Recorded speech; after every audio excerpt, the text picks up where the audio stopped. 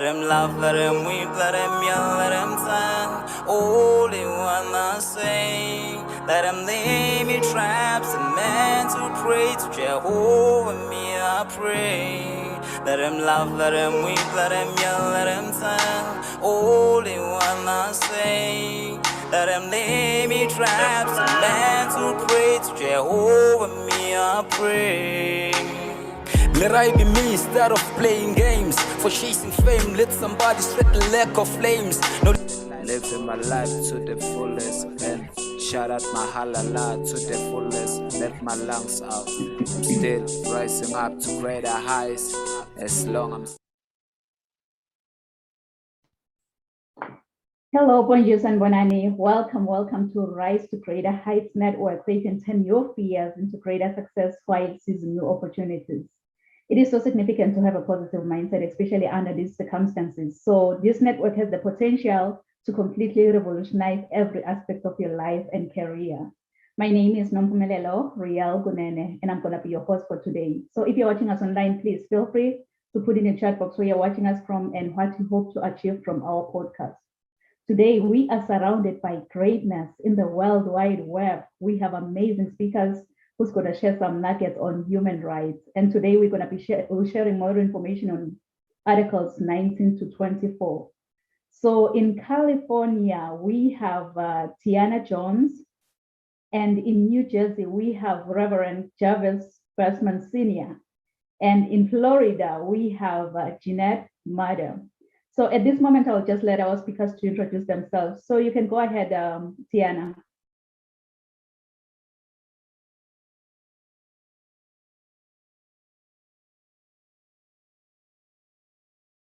We can't hear you.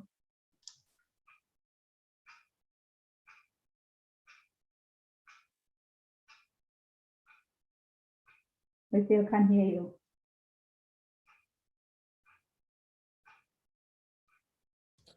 Hi guys, can you hear me now? Yes, I can. Okay, thank you for having me today. Today we're going to discuss Articles 18 and Articles 19 and how important it is to have your human rights and know your human rights. So thank you for having me. I'm Tiana Jones, also known as Callie Faye, entrepreneur, author, singer, songwriter, director, concept creator, woman of God through ancestry, and much more to prove to them. So how do you guys want to start today? How do you guys want to start today? Do you guys have any questions? Did you want to ask any questions, or is there a speech? Do you want me to start speaking? How do you want me to discuss the Articles 18 and 19? Okay, at the moment we're going to introduce ourselves and then we'll take it from there. Okay, thank you. Yeah. I'm not getting you to lie a little bit. Yes, you can go ahead, Reverend Jarvis, introduce yourself. Okay.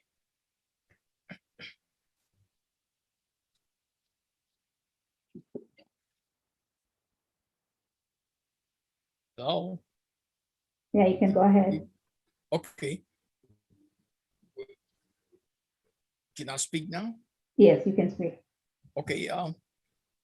Again, I'm Reverend Jarvis Bergman, the CEO of the Children Assistance Rescue Mission.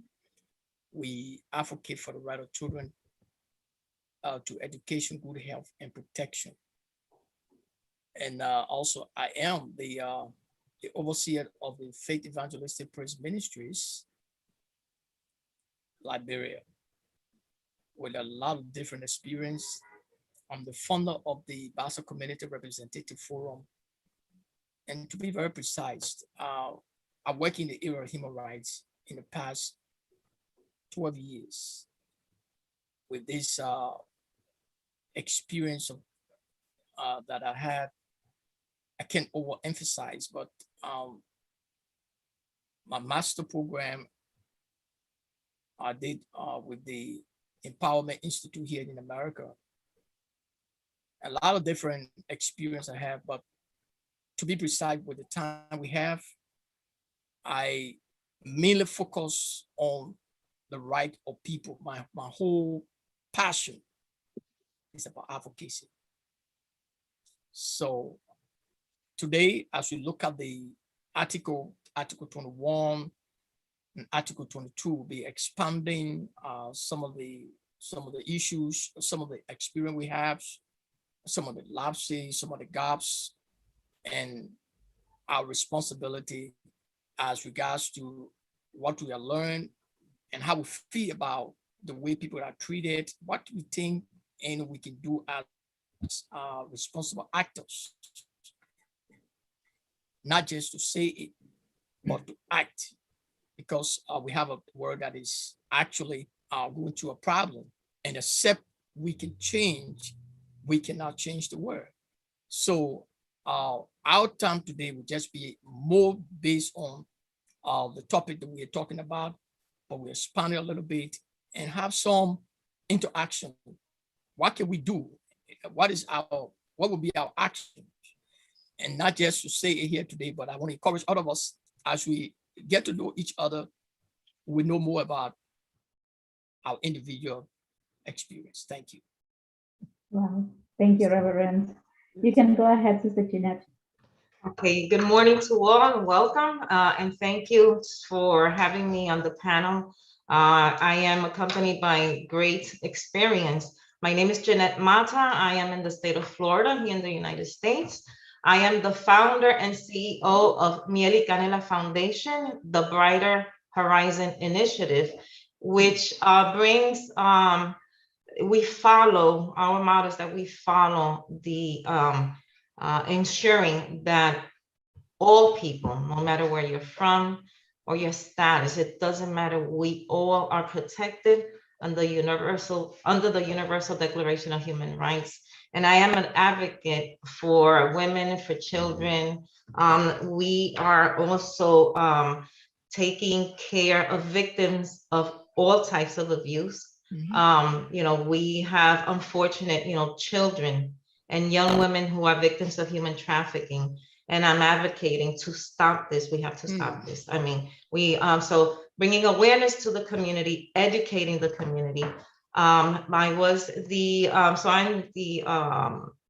have diplomatic and protocol and etiquette protocol. So I bring awareness to young women and young men as to how to be better, live a better quality of life through education. And so today, my discussion, I am going to be addressing Articles 24 and 25 and bringing examples of how today people are not aware how vivid, we are still living this all over the world. People think it's not happening here in the United States, and it's happening right under our noses. So today, our discussion collectively is to bring awareness and educate people that this is still happening. This is still happening from the Declaration of the Universal Declaration of Human Rights. Since the 18th and 19th century, we are still carrying things. We have progressed, absolutely, but we're still out there. We're still not there. There's too much to do. And together, today on this discussion, and hopefully we have some questions and answers that we could, engage in this discussion. We could, everyone that hears our answers today, everyone that here's our information. This is education for you. This is meat. This is substance for you to discuss at home with your family, with your children, with your friends, with your colleagues at work, so that we could spread the word that we together, we need to make this change. We can't do it alone, but together, collectively, we have to change the world. We got to bring the world back together so that all our rights are protected. Thank you. Wow. Now you can tell that really we are surrounded by greatness in today's podcast. So, I know human rights is quite a sensitive subject matter. So we always have a disclaimer for that, because Rise to Greater Heights Network is only here to provide information about human rights to the public. Legal information is not the same as legal advice as to the application of the law. So to any individual's specific circumstances, we cannot offer any legal advice in response to specific questions, but we're only here to provide information for you guys. So some of your questions we might not be able to give specific answers if they require legal advice. So we strongly recommend that you consult your own lawyer if you need help in such. So Tiana, I have a question for you. If you happen to have your own billboard, you happen to have your own billboard, I can see your billboard coming up in the busy highway of California. What will your billboard say?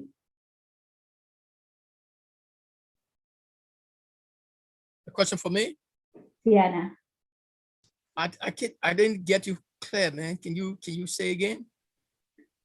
Okay, like if you happen to have your own billboard in the busy street of, this question is for Tiana right now. If you happen to have your own billboard, what will your billboard say? Okay, it would have a picture of me in the middle, and then it would have a question mark about science in the left-hand corner, and the right-hand corner, it would have a cross for faith to show them that all lives do exist, that things do exist. And then on the bottom, it would have a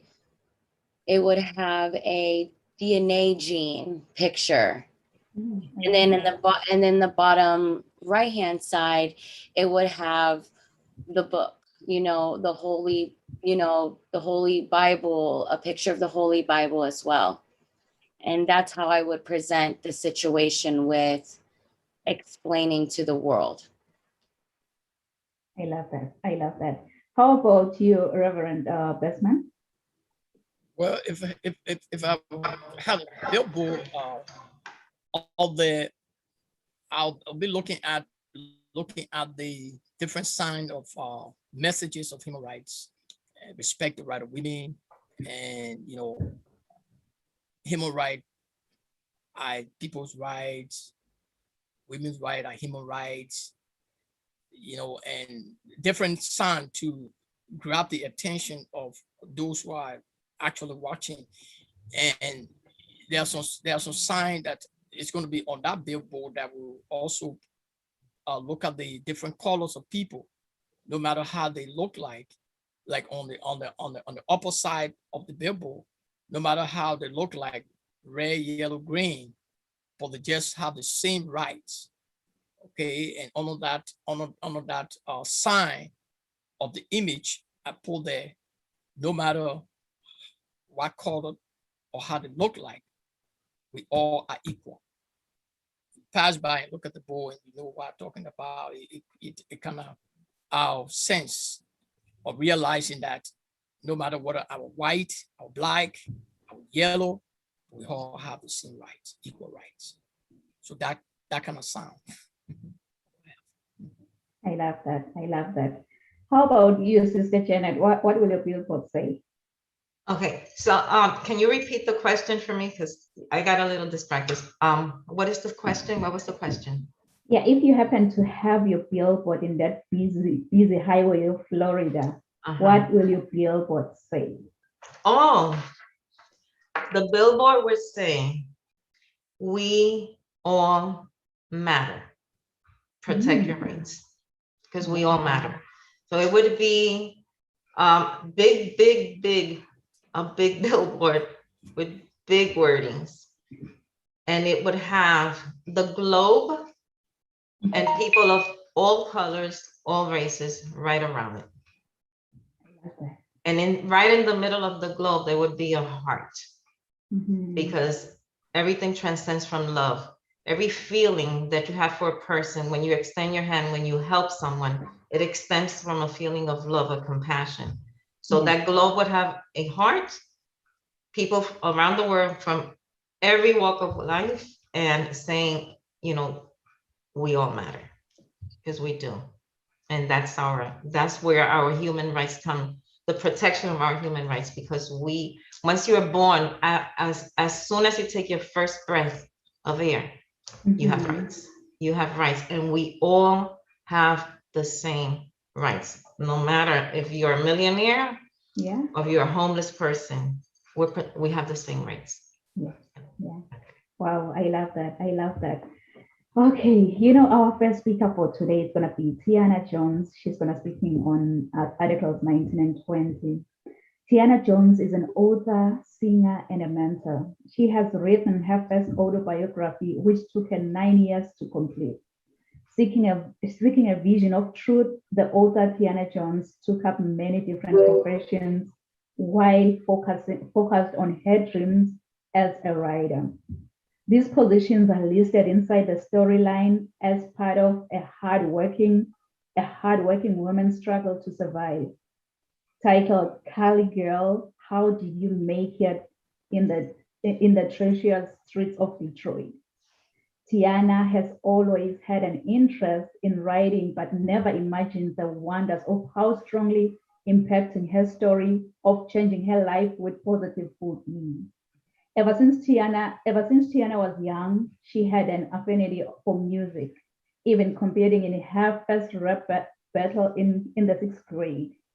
With close family affiliated in the entertainment industry, Tiana has always had a pen and a paper in her hand and always kept creating. Jones shows her self-made talents and skills with a song called "I'ma Show You What the Hustle Did," where she sang and directed her first music video. She created her whole music video concept, secured funding for the project, and she even stage managed her own video. Wow, wow, wow. Jones stayed determined to succeed in her production by spreading positive light and keeping her faith in God. Jones' first autobiography shows that there are good people with good or bad intentions, and that there are bad people with good or bad intentions. So John said, I ask people every day, which type of person do you want to be? John practices every day on her journey on keeping her faith in God and spreading positive energy wherever she goes. So kings and queens, help me to welcome Tiana Jones. Hi, guys. Well, thank you guys for having me today. I'm grateful to be able to speak to you and to be able to inform you on how important it is for Articles 19 and 20, 18, 19, and 20, and how they all combine and they all reflect on our future. In the world, we all know that we are not in any type of control, that the higher power other than us, a greater power, a very spiritual being that we all call God, is in control over our world and over our destinies when we do not listen.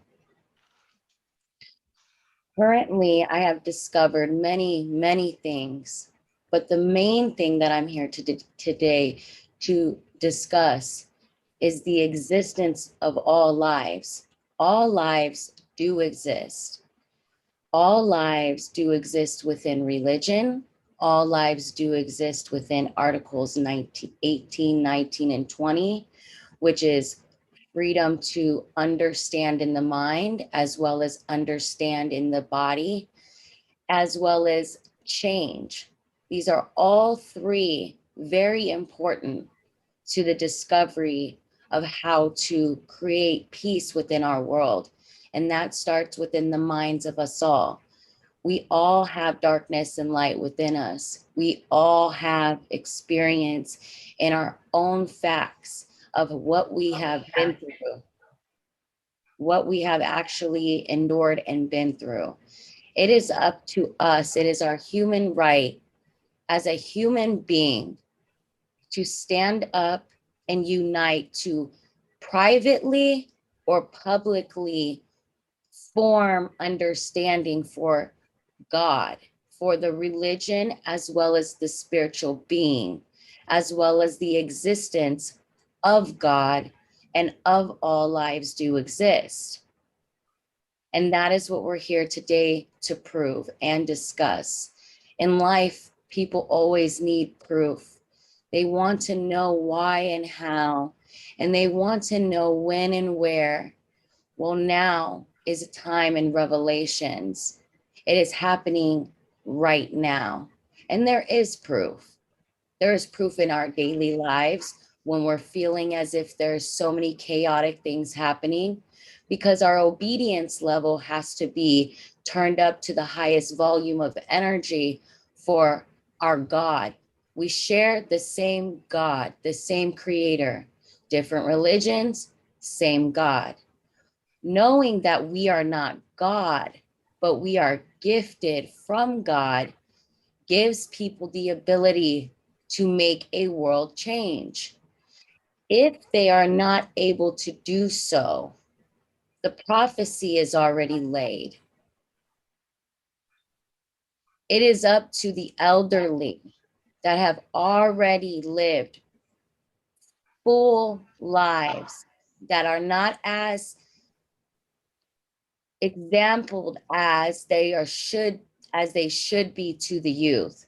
We need the elderly people to understand what is really going on and be respectful to the children and the women and the young men and the other cultures, and be respectful to God for creating us all. God is testing us right now.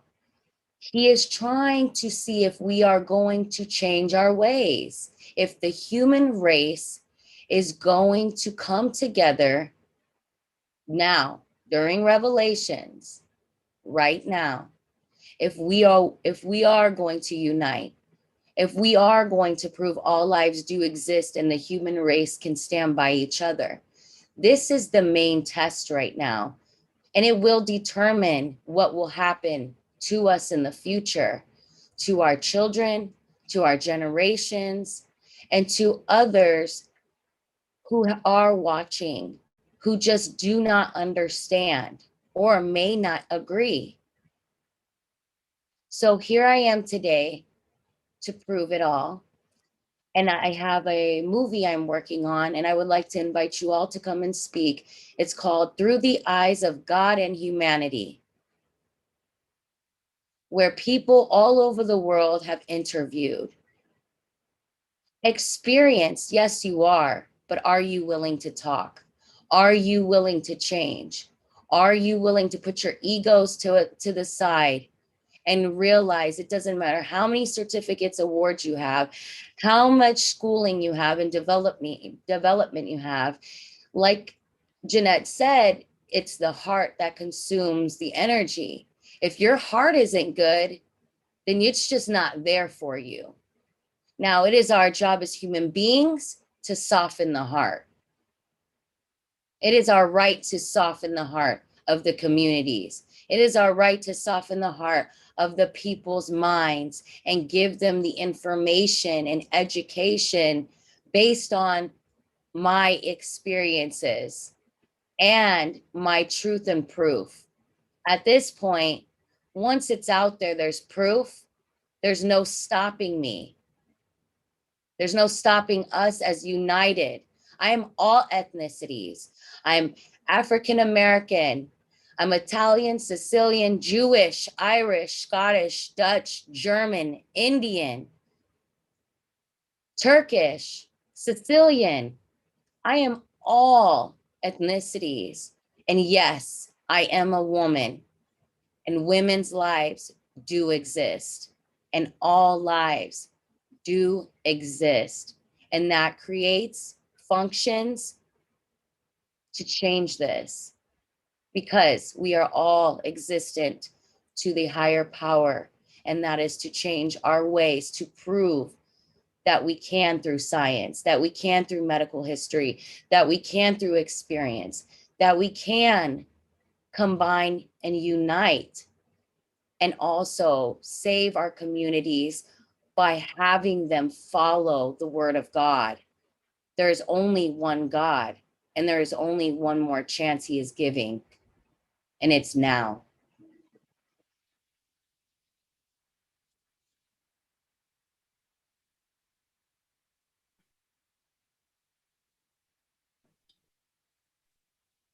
Wow, Tiana, thank you so much for sharing your knowledge on freedom of speech and assembly. Thank you so much for sharing such a timely message. Freedom of speech really is a necessary precondition to the enjoyment of other human rights that we have. And freedom of assembly is indeed recognized as a basic human right. So thank you, Tiana, for sharing such a timely message. Thank you. You're welcome. And thank you. So our next speaker is going to be Reverend Jarvis Bestman Sr., who's going to be speaking on Articles 21 and 22. Reverend Jarvis Bestman Sr. is the founder of Faith Evangelistic Full Gospel Praise Ministries. He's also the CEO and president of Children Assistance Rescue Mission. And today he's also a human rights consultant. So kings and queens, help me to welcome Reverend Jarvis Bestman Sr. Welcome. Thank you. You know, it's a pleasure to speak to you. I did about this. You see, the engagement of you know, with what we are doing today is all about creating a massive awareness and adding flavor to it, to show the world that we have people who love people. And if you look at the article, you know, as I speak, looking at the USID, HRO, the education, the giving us, and the word is really what we need. And you know, the security of people in the world today, if you look at the articles, beginning from Article 1 to the 30 articles, especially when you look at the Article 1, you see the first thing when you are born, your human right begins. 30 will tell you nobody can take it from you. So you see, the security aspect of it is once you are born as a human, no matter whether you were born, you're disabled, whether you were born deformed, whether you were born as a white person, those who crafted, who put down these articles were thinking for the word. And they say everyone has the right to security, justice, democracy, and to be precise, women's rights all over the world. There are some countries that actually, from the very beginning, you see from our forefather Adam and Eve, you see God bringing the whole thing to us and giving us the authority. And when you look at the fact that people who try to discriminate and put women on the other side when it comes to democracy, forgetting about Article 21, the emphasis that is laid in that article, that everyone has the right to take part into government, to have access to public resources. You have the right to vote, you have the right to run, you have the right to represent your community. It didn't say that, well, except women. So the fact that is they say it, so we can infringe upon the rights of women.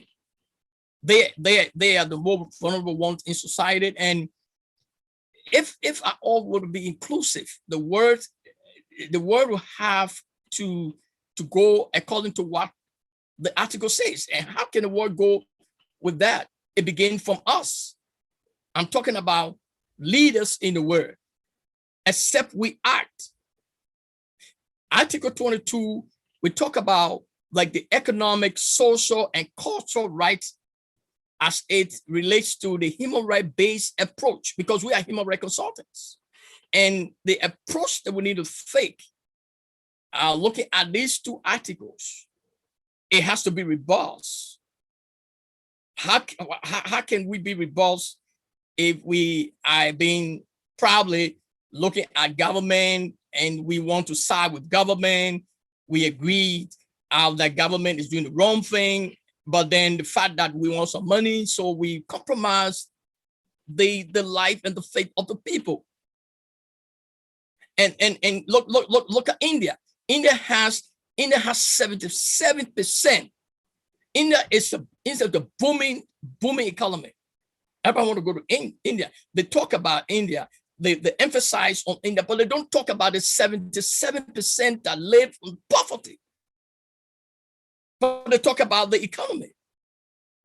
But then our own articles will tell us that everyone has the right. So as we look at the emphasis on these two articles, you look at the economic right is relates to the human right based approach. We need to take the approach in a very constructive way, not to go against government. You see, our human right is an entitlement to every individual, protected by law and should be guaranteed by the state.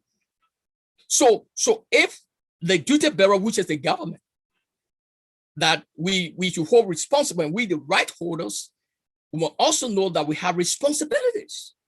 I was telling one of the guys, I said, yes, we're talking about human rights. We're talking about women's rights. We have human rights, we have rights, but then we have responsibilities. Right there in my country, that's a few days ago, people were demanding their rights, but they demanded their right. They didn't look at their responsibility. They responded wrongly by burning houses. So as we go about creating awareness, we should add the word responsibilities, because it has to do. I must have responsibility, even though I have a right. But the way I will approach our government, for our side, we have a democratic government. They gave us our accreditation. They don't infringe our right, even though we have problems. Yes, and but then if you look at the rapport you have with government, because you have to lobby it in order for you to push some of the thing that we're talking about, our social justice. We talk about, well, economic empowerment, women, economic empowerment. Women should be inclusive into government. And because according to the article we're discussing, everyone has the right to public office, for social security, everything. And government being the duty bearer that should be the one to give us security, that should be the one to do the thing that's required of them. If they are not doing it, what happened to us, the actors, especially from the human rights community, the consultants and human rights defenders? We have to respond, but we must also know that our response should not be destructive. And I see, like we're discussing, I'm a pastor. I see a lot of lapses, even in our own setting. We see that people go in a clique and sell the rights of the people by taking bribes. So the society, for us to penetrate with these, or to lobby it and increase awareness for people to understand their rights, because they have rights, but they have responsibility. So as we look at the economic situation in the world today, like I talk about India, I just gave one example, but India is not my country. My country has the same problem, but I gave that. I don't want to be there just center. We're talking about human rights. We're talking about the world. Even here, all over the world has a little problem. So the community, in the community level, we need to take these steps: economic, social, and cultural rights as it relates to the human rights-based approach. We need to approach it in the systematic way and in a mature way, so that we can be robust. Okay, if you look at sign 82, the Bible speaks about, to maintain the right of the destitute. How can we maintain the right of the destitute when we, as leaders, pastors, and bishops all over the world, always bring us in, because we should be the one, the role model. We should be the one to encourage other people to know that, look, Jesus said to the disciples, he said, so that they can know that you are my disciples. Do love. So then that's come from there. For us, those of us who are actors, our sister who having this show, Rhea, I know her name, I like the name, Rhea, we need to continue it. And then we also need to understand. I was talking to one of the guys. I said, I don't want to be government. I don't want to take part in government. I said, you know what? I got my friends in government. I got the relationship advisor to the president is my friend. I don't want, in my whole life, I don't want to take part in government. The reason is simple. I want to be my simple advocate. I want to be a consultant. Why you think so? Because I don't want to, to compromise with my friends. I don't want them to tell me, oh, my man, that thing, let's lead that community project, and that is the economic thing we're talking about. The social right of the people, the economic right, that's their right, okay? But because if I take part in government, or if I try to do the thing that I'm not supposed to do, they're going to carry me away, and I'm not going to keep advocating for the people according to the thing that I have passion for. So in other words, for us to have an approach this thing with a human right-based approach to development, we must be able as civil society leaders to begin to look at history and see where we come from, see all the different strategies that people apply and nothing working. So my sister, as a minister of the gospel, all of us, we need to come together. Yeah, we pray, but we must act. Prayer with us workers dead. I told the guy we were praying. Oh, Rakabobo, we praying. Why the rich people, the people that the heathens are eating and they're getting richer, and the church is dying in poverty, most of the churches. So what can we do? The human-based approach to this is to be robust, to have the passion for what we are doing, to love the people. Because you see, I can have a right. I talk about women's right more than I emphasize about women's right. I was just talking about it, and people trying to say, "Oh, my man, you emphasize too much." I said, because without my mother, I would not be here. So if I were sitting there in the House of Representatives, what do you think I would do? I would try to push women's rights. So if all men and all of us can begin, because I tell you guys, if you look at the India situation, the India, they call them the extremists. What happens if you go and look at the history, the way they've been fighting the war, women suffer badly, bad treatment. But why? And the article says economic, social, and cultural rights. Now, what cultural right has to do with that? There are some traditional practices that in your human right-based approach, you're not considering that, okay? There are some cultural practices, but there are some cultural practices that they have the right to, because they have to practice their culture, okay? But then what is the approach as human right institution? Like the genital mutilation, okay? What's going on in Liberia, and it's minimizing now, and why? Because that is harmful. Anything that is harmful to the human, you approach it in a way that either you eliminate it in the best interest of the people.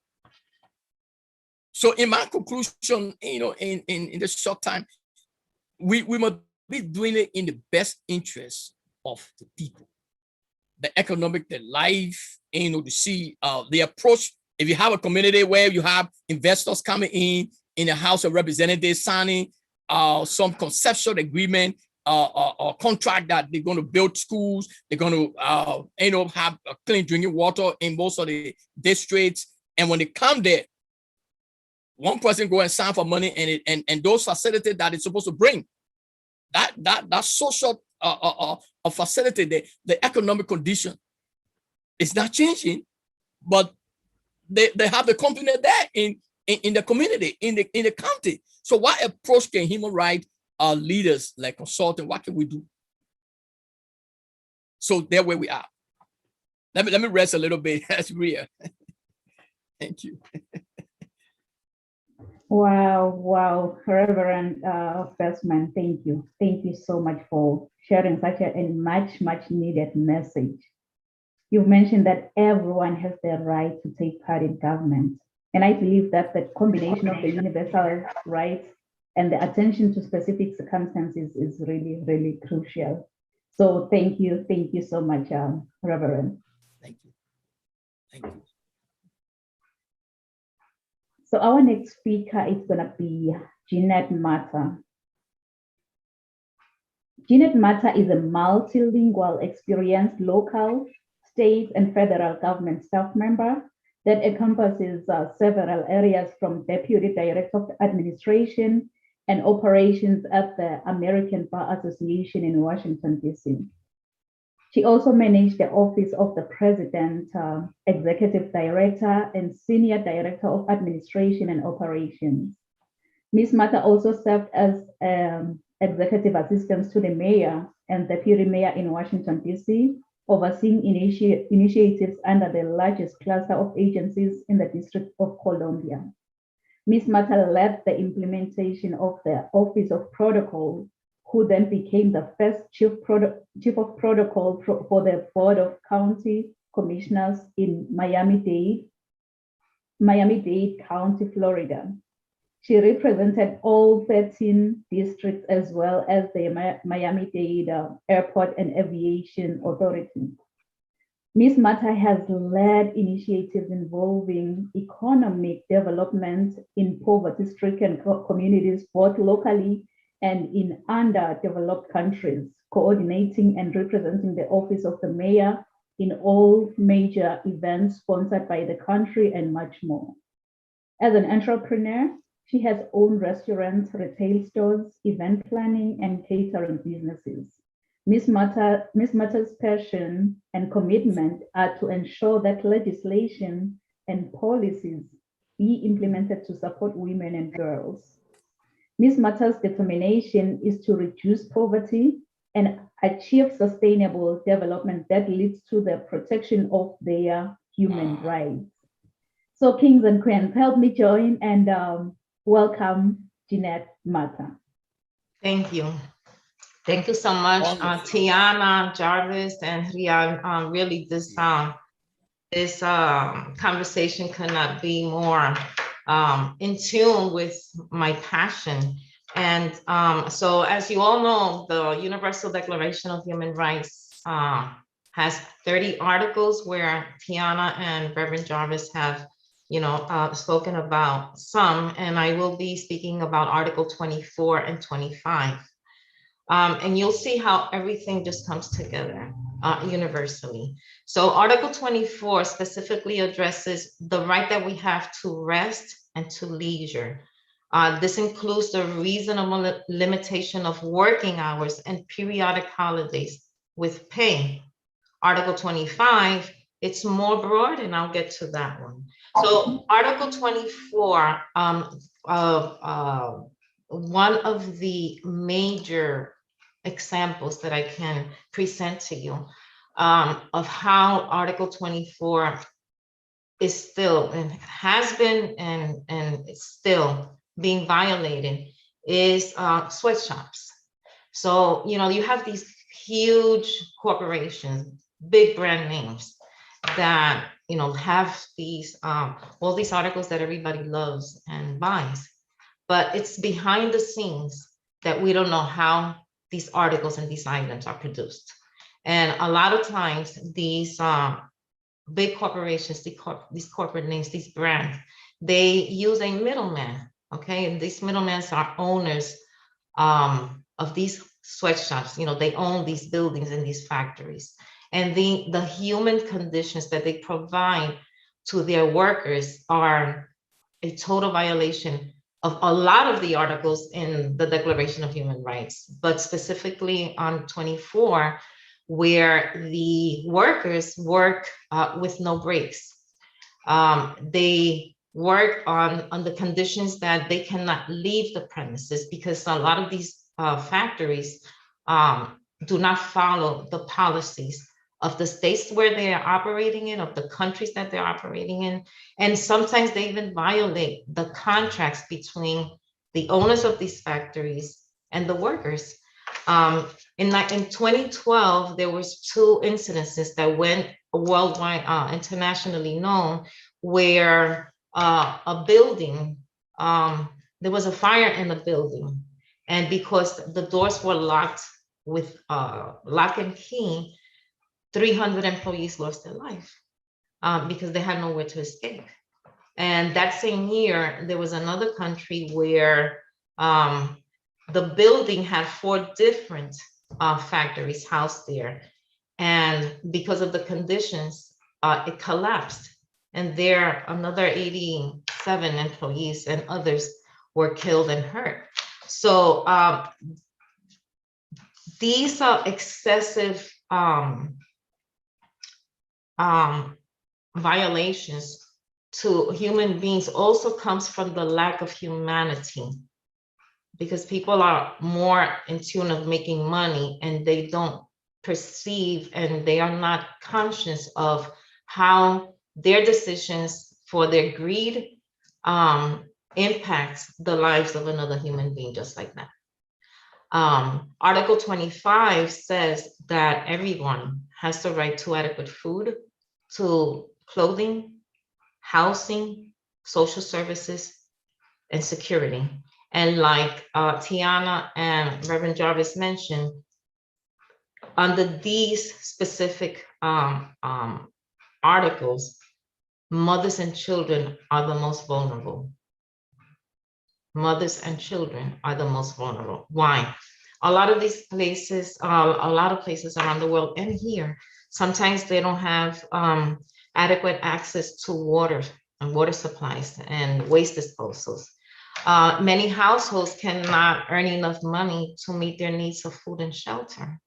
So with little or proper healthcare, education, and economic opportunity, people will continue having their rights under these two articles violated.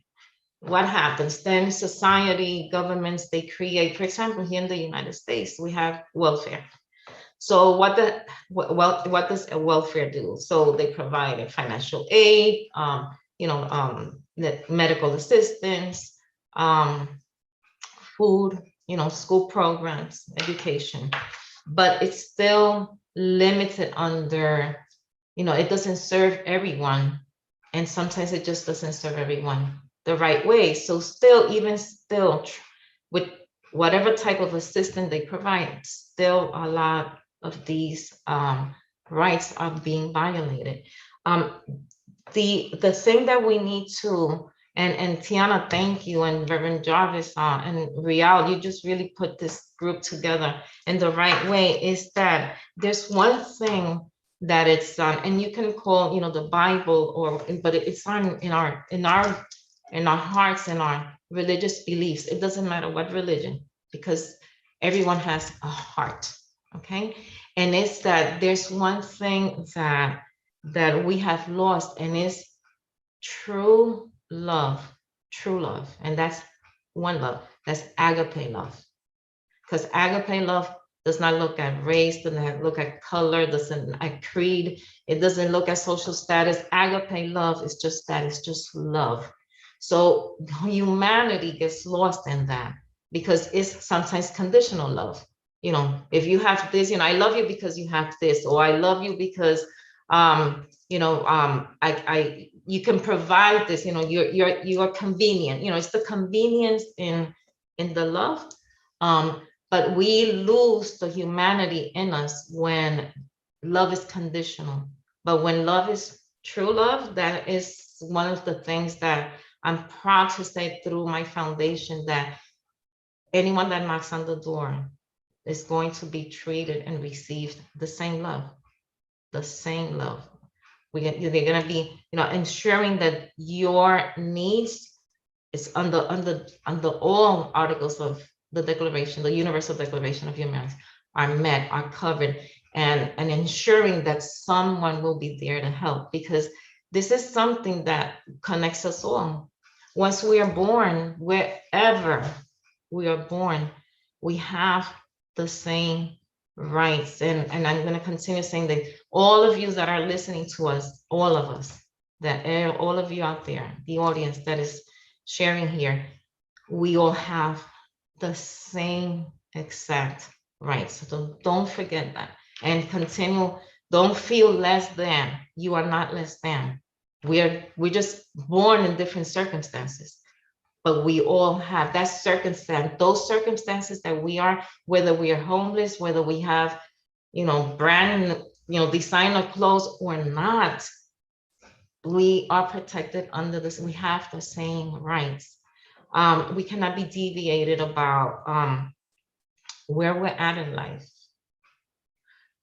So providing shelter, providing it's making sure that we come together as a community, that we come together as, you know, even virtually. One thing that COVID-19 has done is that COVID-19 has made the world aware of how we can have to continue functioning. Because right now we could have been having this discussion live together, but we're still together virtually. Thank God to technology, right? But the thing is that we need to, you know, collectively voice out and ensure, you know, look at your neighbor, look at, you know, someone on the street, you know, you see the violation in your eyes. It's just that we oversee it because we're too busy, you know, and caught up in our own chaos, mental chaos. And so in our own lives, but we see the violations. The violations are here. You know, we see homeless people. That's a violation right there. Homeless people are you know, we are as a society violating their rights, because sometimes we just don't. People, I speak to them, and sometimes they prefer us in the street because of the housing conditions where they're provided. Sometimes it's safer for them to be in the street than what we provide. You know, society and government provides them, you know, because sometimes these places, these shelter, are in deplorable conditions. So that's a violation right there of the human rights. Women, Reverend Jarvis, thank you, because women are still, I mean, of course we've come a long way, but we're still underpaid. We're still, you know, not in society at the same, I hate to use the word level, but we're not at the level where we're supposed to be, because society and our cultures have always put women, you know, on the second level, when we are all on the same level. And it's like you say, no one would be in this world would not be populated without us. You know, of course, men have a lot to do with it, but, you know, we wouldn't be, you know, we give birth, and that alone, you know, should be honored and respected.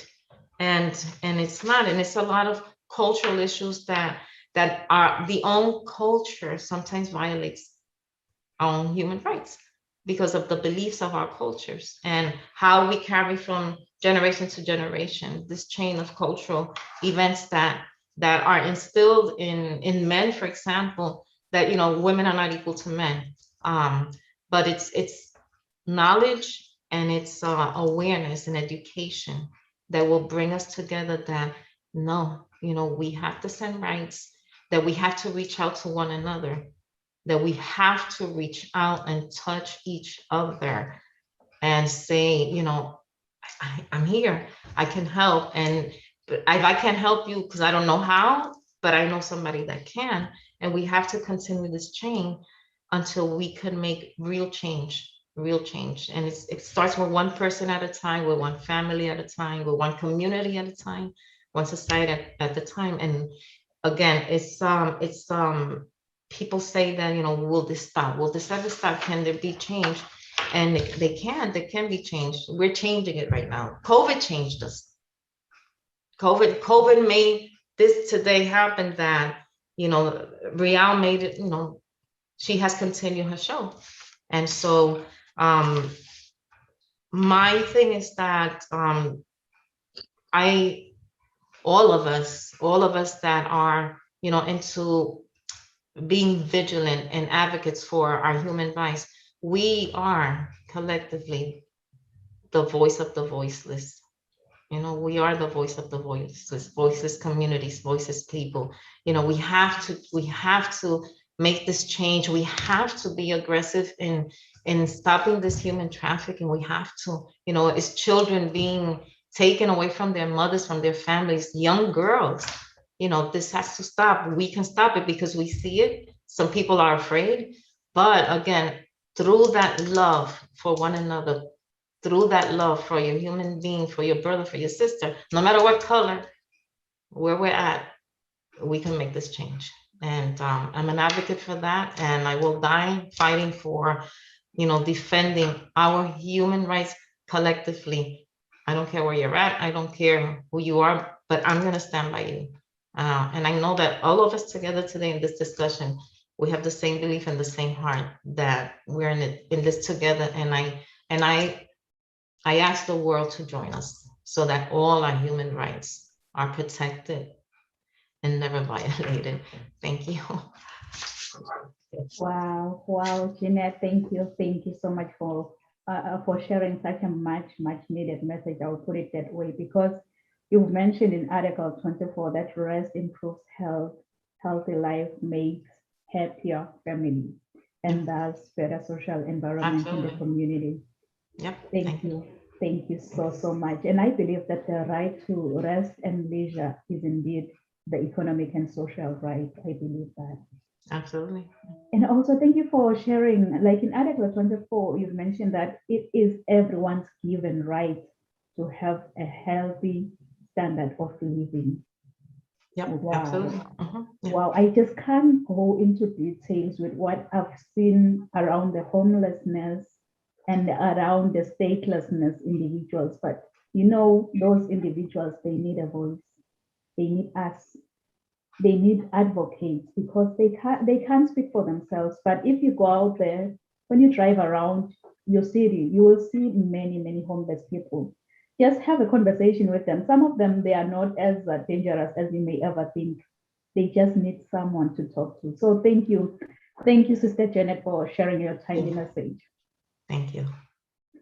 So to all viewers online, please feel free, if you have any questions for any of the speakers today, please post in the chat box, and then we're going to attend to your questions at the end of the podcast. So right now, I am going to be the next speaker. So as I'm going to be the next speaker, I'm just going to share my bio before I speak. So here you go.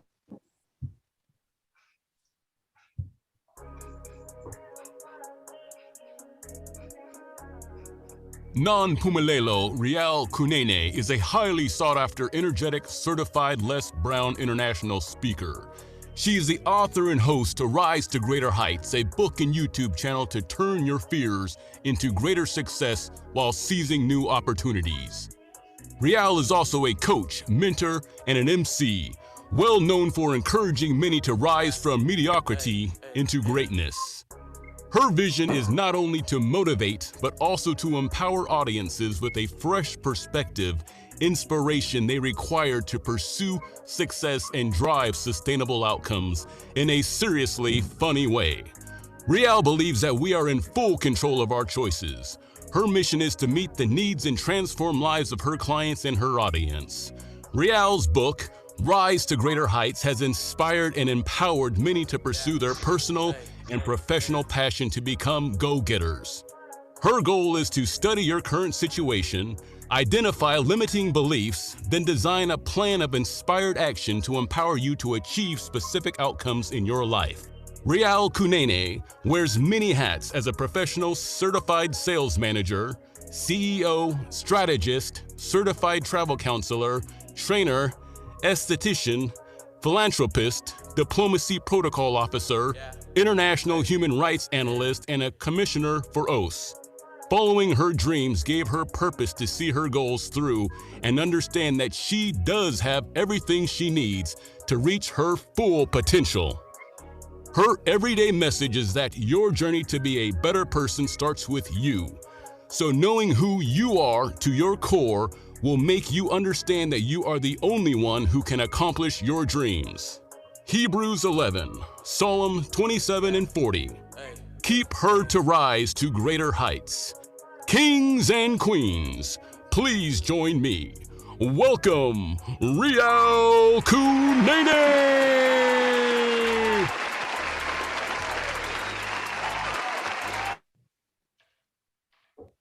All right. Before I continue, I just want to double check if I'm in the right platform here. How many of you with a raise of hand can say that, Rial, I have never, ever complained in life. Never, ever complained in life. seemingly I'm in the right platform here because sometimes in life we go complaining about everything. Oh, the weather is really bad today. Traffic was worse than expected. My family drives me crazy sometimes. Oh, the movie was really disappointing. You name it. Though whining can be a way to build an inspiration, it can also keep us from acting, and it gives us time to procrastinate from achieving goals.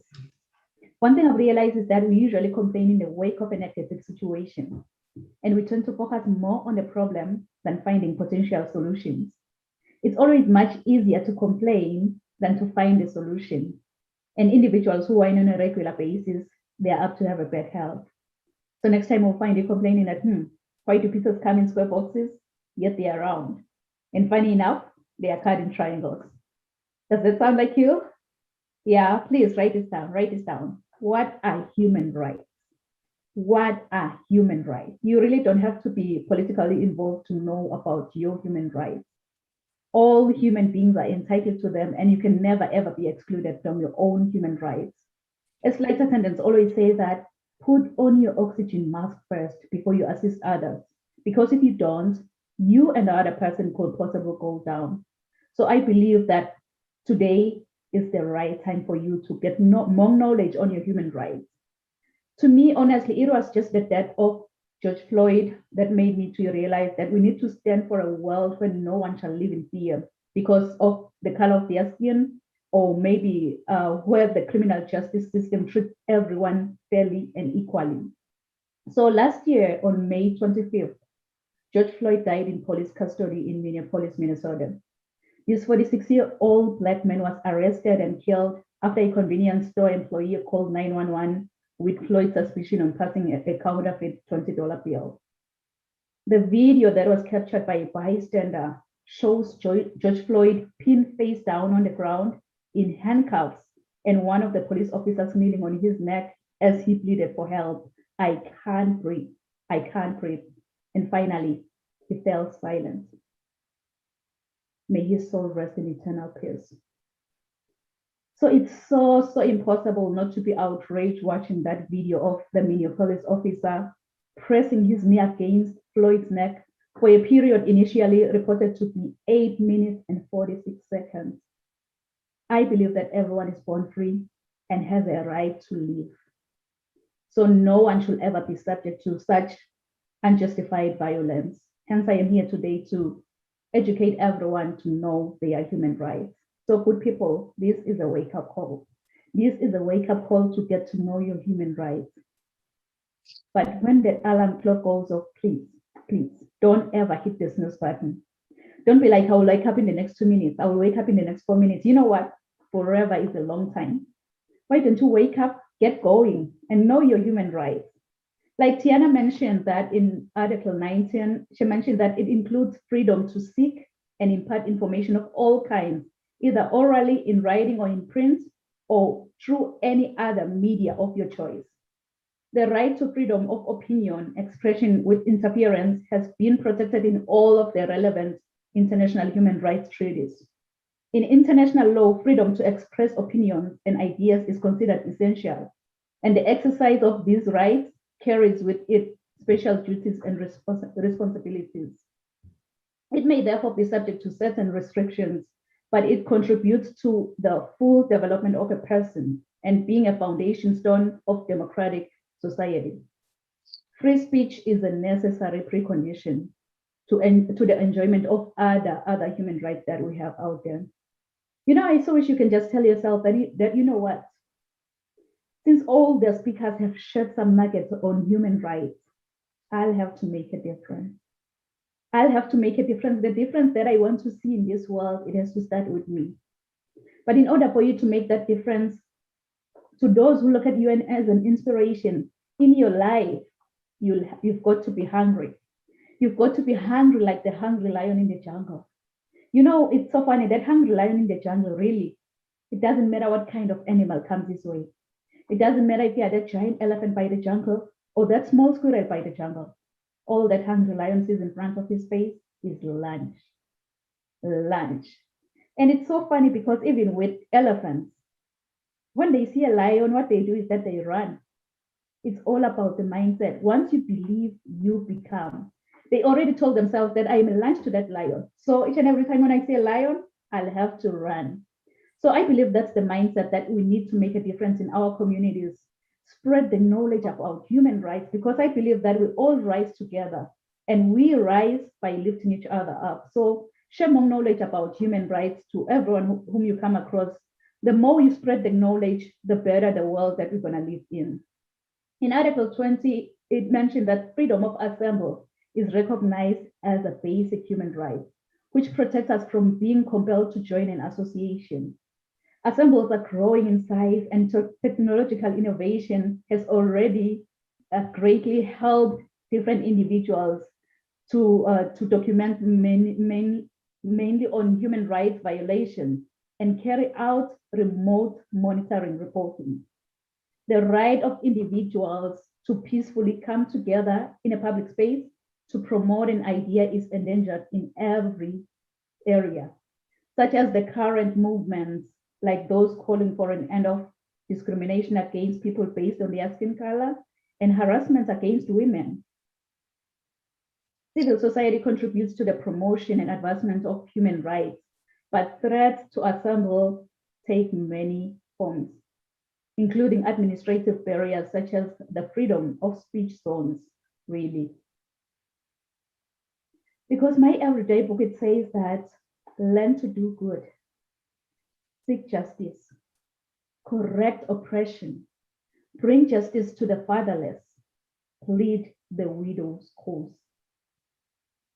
If I may ask you, how many of you have dreams and goals that you want to achieve maybe in the next 6 months? I want you, as you think about your dreams and goals, to put this down. Rise to greater heights. Rise to greater heights, because you need to be clear about your career goals to gain guidance on professional development. Like today, we are here. We are here to share more knowledge on human rights. In order for you to gain that knowledge on human rights, it's always good to pay close attention to every detail that all of the speakers have shared today. And you can go back and watch the replay on what the speakers have shared if maybe you just joined. Because in Article 21 in making core elements of democracy as a fundamental human right outlines that the will of the people should be the basis of government authority, and everyone has the right to take part in government. As Jarvis mentioned, that this article reflects the resounding statement that human rights exist, and this will shall be expressed in periodic and genuine elections, which shall be by universal and equal suffrage. Although the article clearly refers to the principle of democracy by mentioning concepts such as elections and representation, but the actual situation in the world is far distant from the ideals envisioned in this declaration. For example, not so long ago in Zimbabwe, ZANU-PF launched a campaign of violence against the movement for democratic change activists, and hundreds of human rights defenders were arrested. They were arrested for participating in a peaceful gathering. And in this respect, like so many others, these international laws serve as a restraining function and a key part of the world's attempt to inoculate itself against any future will-be dictators. But these laws, honestly, are insufficient to provide adequate human rights protection, as evidenced by the stark reality of abuses perpetrated daily. I so wish that you can always seek passion, have the hunger like to know more about human rights and what's happening around the world, around human rights defenders, around human rights consultants, around human rights activists. Because it's so funny how my mom and dad gave me this beautiful name, Nompumelelo. Nompumelelo, in my own language, it means mother of success. Now you can really tell that I am really challenged to chase after success, make a difference to those around me, make a difference in my community. Because I believe that everyone has to chase after success or seek passion. You know, if you have passion for human rights, like get more knowledge on human rights, be the voice for the voiceless, plead with the widow's cause, like I've mentioned that my everyday book, that's the Bible. Plead with the widow's cause. In Article 22, the human rights to social security spells out the qualities of the modern welfare states that are almost universally accepted today. Thus, social security is a potent tool to combat discrimination and an essential instrument for reducing poverty and promoting social inclusion. The combination of human rights, of universal rights, and the attention to specific circumstances is very crucial. Any form of discrimination can have a highly corrosive impact on a whole range of social and economic rights. But implementing inclusive social protection systems can help to reduce inequality and empower marginalized groups. And this is something I believe that everyone here has been called to do that. We need justice amongst the marginalized groups. And you really don't have to see the whole staircase in life, but you'll have to take the first step to get to the top. As my mentor always say that you don't have to be great to get started, but you'll have to get started to become great in life. And I believe you'll have to get started. Get started, go out there, be the voice, be the change that you want to see in this world. In Article 23, the right to work is a foundation for the realization of other human rights. And hence, people who don't have access to work are the main concern here. Much work has been done on the question like discriminatory access to work, but not on the right to work itself, where the right to work emphasizes economic, social, and cultural development. Closely connected with the right to work are the right to just and favorable conditions of work, which identifies for us the crucial element in this human rights standard. The right to work deals exclusively with access to work, and states must ensure non-discrimination in relation to all aspects of work. Jeanette says that in Article 24, Article 24 states that our minds and bodies are built to work and then rest. Rejuvenates you so you are better able to do the work you need to do. But unfortunately, according to the 2008 USDA profile of hired farm workers, in Florida, workers used to pick more than 2 tons of tomatoes per day just to make the state minimum wage of $6 an hour. The fact that the rights are being disrespected and the lack of rest negatively affects the whole family greatly. Farm workers are held against their will and forced to work for little or even no pay at all, particularly because their families are often in another country.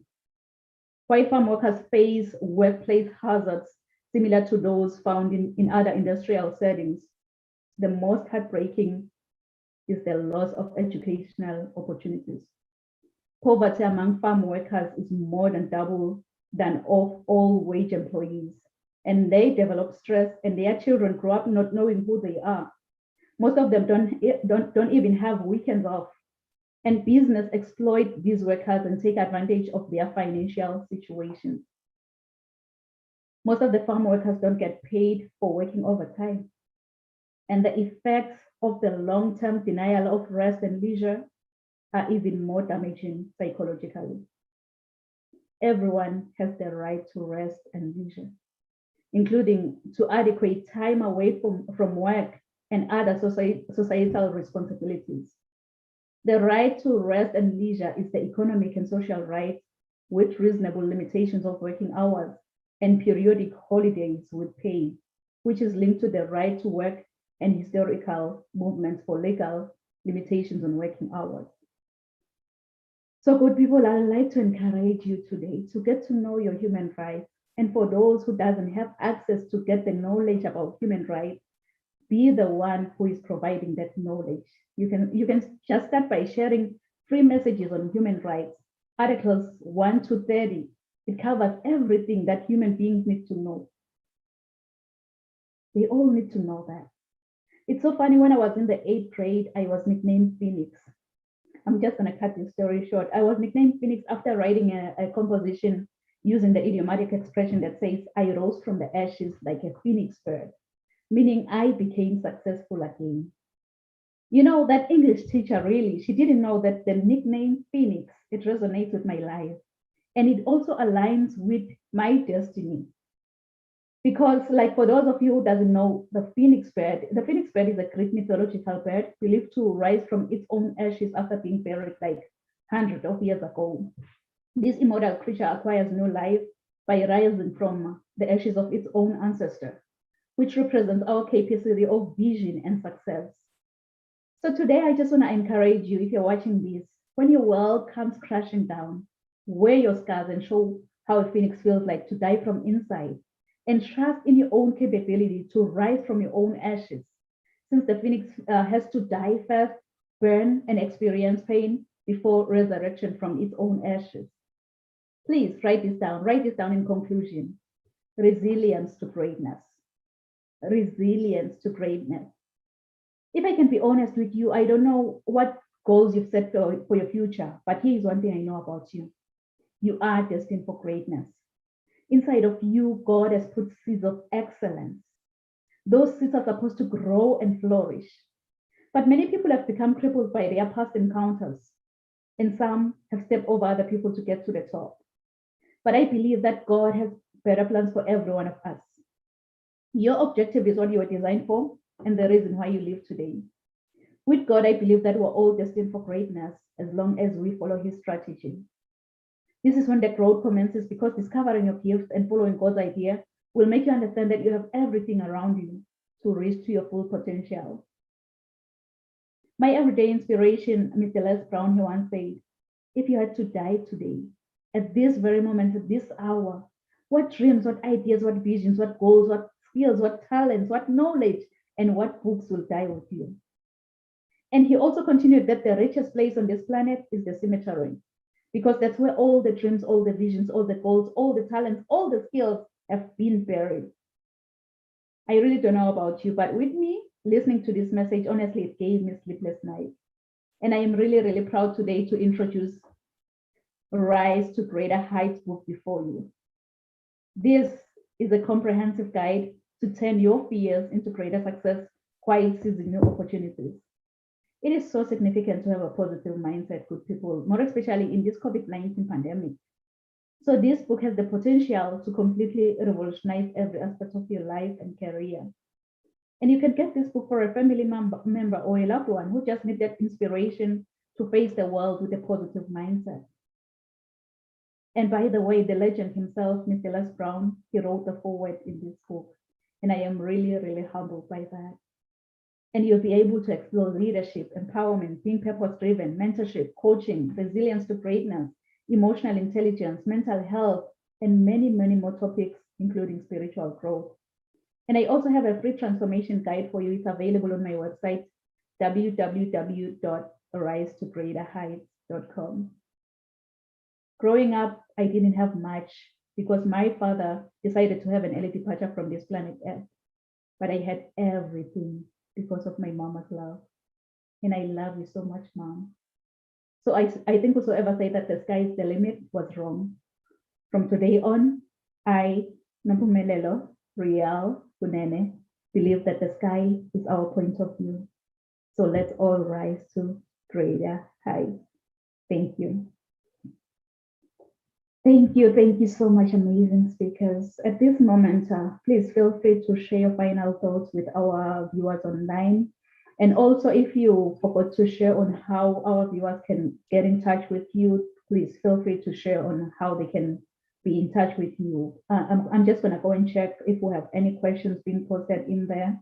And then really, any speaker can just jump in and share your final thoughts.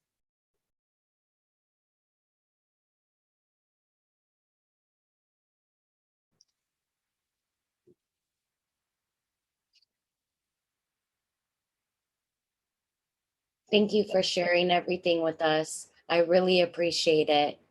Thank you. Thank you, Tiana. Hi, Brielle, Tiana, and Reverend Jarvis. Thank you. Thank you for this time. Thank you for bringing this awareness. Thank you for using your platform to bring such wealth of knowledge and experience to us all. And I say to all my sister goddesses out there, to all women. I always say that I am we, W-E, it's women empowered. So when we, we empower one, we empower all. So keep on in this fight, and we're in this together. Let's fight for our human rights. Thank you. Thank you. You spoke beautifully, beautifully. Thank you. Thank you. Thank you. Wonderful. God bless you. Bless you. God bless you too. Thank you. Yes, one thing the organizer is well, violation as we close, is when government fail to act. So what are some of the things as we leave this meeting that we think government is failing to act, that the human rights community in the world are looking at? Because every day we see abuse, see that people's rights is violated. The government is saying, government see it and don't act. So one of the things the organizer, and I see this thing growing bigger than this. I thank you so much, my sister, Tiana Jones. Tiana. Oh, I thank you so much for being part of this. Also, my big sister. Oh, I like your profile. You guys are big people, and we all can, to put our ideas together. But my conclusion on everything we're saying here today: we bust and act now, because you see, okay, now so just look at you got a lot of big profile, but look at some of the things that you're doing. You acted, okay, and you can drive it because you know your own vision. You got it. But when we're talking about the mindset, we're talking about the people. It becomes like, this guy is not going to do it because it looked like he's not able. Oh, this other organization will just talk. But when we have the passion to do something, let us do it because we are held responsible. I told us I'm obligated to the society. I'm obligated. So your obligation is something that I can say bounding. I say I'm bound to do it because I have the passion. And so I tell all my friends, let's have the passion. Let them not just do something. Let's have the passion. So I thank you. I enjoyed this show, and I hope that not just going through the articles and the cover, there are a lot of things. Okay, a lot of things, a lot of violation going on every day, trafficking, traffic, and well, whatever the government law look like, we all see that violation is going on because they fail to act. And there where we all need to look at and see how we can work together. We can't force government, but we can do the best we can in order for all of us to prove to the government that we're serious and we're not going to take bribe from them to say, oh, my man, leave that thing alone. And that's one of the things before I close. To tell the entire world, the international community, the human rights, the consultants, let us have this integrity. Let us have the passion, and let us do it, and let us do it for the people so that we can all live in the world and live peacefully. Thank you. Thank you. Thank you. Thank you. Oh, thank you so much, amazing speakers. I was going over the comments on YouTube, and wow. People have been really, really moved. Maria is saying that, thank you so much, Tiana, for we have freedom to express how we feel, and it should be a guarantee. Wow, thank you so much, Maria. And Christina is saying that, yes, Jarvis, without our mothers, we couldn't be here. And she's also saying that, I love it for Agape, love Jeanette. So our audience has been really, we still really, get one another contact to be in touch. Yeah. Yes, our audience has been really have been really blessed with us coming together. And thank you so much, amazing speakers. So to our viewers online, thank you so much for joining us today at Rise to Greater Heights Network, where you can turn your fears into greater success while seizing new opportunities. I hope you've been really, really inspired, motivated, and ready to rise to greater heights. So join us next week at the same time, same place. Thank you. Merci. Yabona. Thank you. Thank you. Thank Bye-bye. you. Thank you.